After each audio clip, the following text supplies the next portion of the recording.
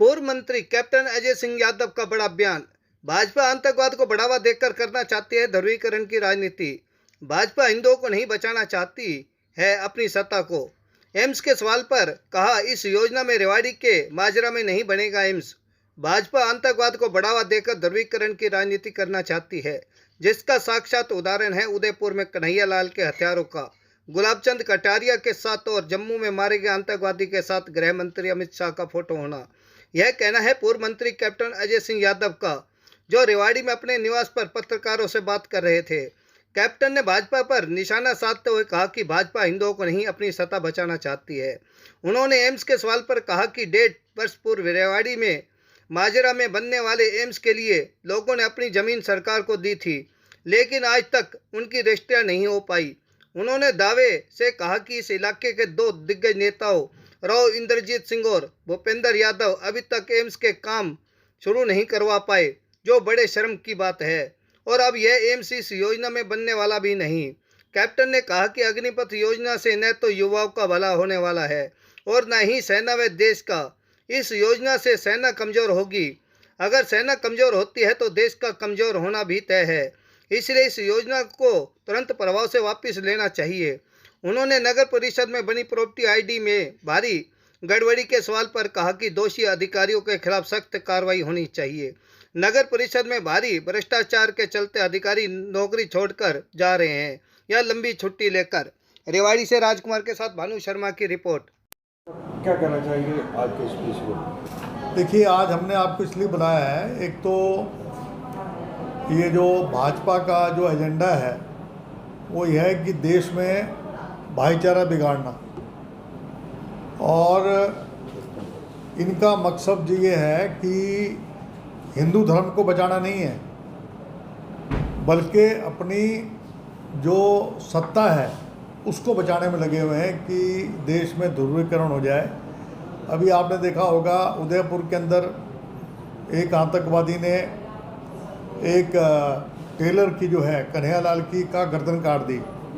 उस व्यक्ति को गुलाबचंद कटारिया के पास, जिसका नाम रियाज अली है, उसके साथ उसकी फ़ोटो वगैरह दिखी गई है, केसरिया साफा बांध रखा है, और 29 मई को वो पार्टी छोड़ देता है।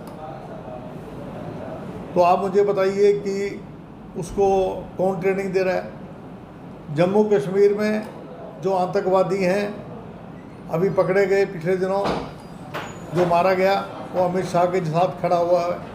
तो इसका मतलब ये है कि भारतीय जनता पार्टी देश में आतंकवाद को बढ़ावा देके और ध्रुवीकरण की राजनीति करना चाहती है, लोगों को भड़काना चाहती है। तो मैं देश की जनता को कहना चाहूँगा कि वो अब भी समझ जाएं, अग्निवीर जो योजना है, इससे सेना कमज़ोर होगी, और सेना अगर कमज़ोर होगी तो देश कमज़ोर होगा। मैं खुद एक फौज में रहा हुआ व्यक्ति हूँ। मेरा ये मानना है इस योजना को इनको तुरंत वापस लेना चाहिए। कैप्टन, अभी एम्स को लेकर क्या कहेंगे कि हम 4 दिनों से रजिस्ट्री शुरू की है, लेकिन अब देखिए, एम्स में अभी ये 2 महीने लगा देंगे रजिस्ट्री में। 2022 तो निकल गया, 2023 में ये रखेंगे पत्थर। तो इस योजना में तो एम्स बनने वाला नहीं है, केवल झांसा देने वाली बात है। करीबन 1.5 साल से माजरा गांव के लोगों ने ज़मीन इनको दे दी थी, लेकिन उसकी रजिस्ट्री नहीं कराई इन्होंने। और देखो, सबसे बड़ी बात ये है कि यहाँ 2 बड़े नेता हैं, राव इंद्रजीत और भूपेंद्र यादव। उनके होते हुए भी एम्स यहाँ ना बने, लड़कों का कॉलेज की बिल्डिंग ना बने, डिफेंस यूनिवर्सिटी ना बने, और अग्निवीर जैसी योजना को लागू कैसे हो सकती है जब यहाँ का जो जवान है, जो पसीना बहाता है, 3 साल से जो भर्ती नहीं हुई थी, उसका बैकलॉग करीबन 2 लाख का है। 40,000 करीब पैरामिलिट्री फोर्सेस में जिन्होंने टेस्ट पार कर रखे उनको ज्वाइन नहीं करवाया। करीबन 62 लाख नौकरियां खाली पड़ी हैं पूरे स्टेट में, पूरे देश के अंदर। करीबन 50 लाख नौकरियां अन्य विभागों में खाली पड़ी हैं। 25 लाख सेंटर में नौकरियां खाली पड़ी हैं, उनको भरेंगे। अब ये हमारे मुख्यमंत्री जी ने कह दिया कि जी मैं अग्निवीर के लोगों को नौकरी दे दूंगा। टोटल 5 लाख एक्स सर्विसमैन हैं, उनमें से केवल 14,000 लोगों को नौकरी मिली। कप्तान साहब, ये अग्निवीर तो लेके आए हैं, इससे ये नहीं लगता है कि ये जो हमारी फौज की क्वांटिटी है, जितने हमारे जवान हैं, उनको ये घटाने का प्रयास है?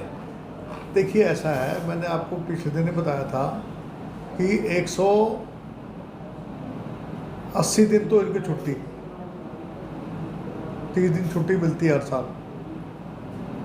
120 दिन हो गए छुट्टी के, 180 दिन हो गए इनके ट्रेनिंग के, रह गए 1120 दिन।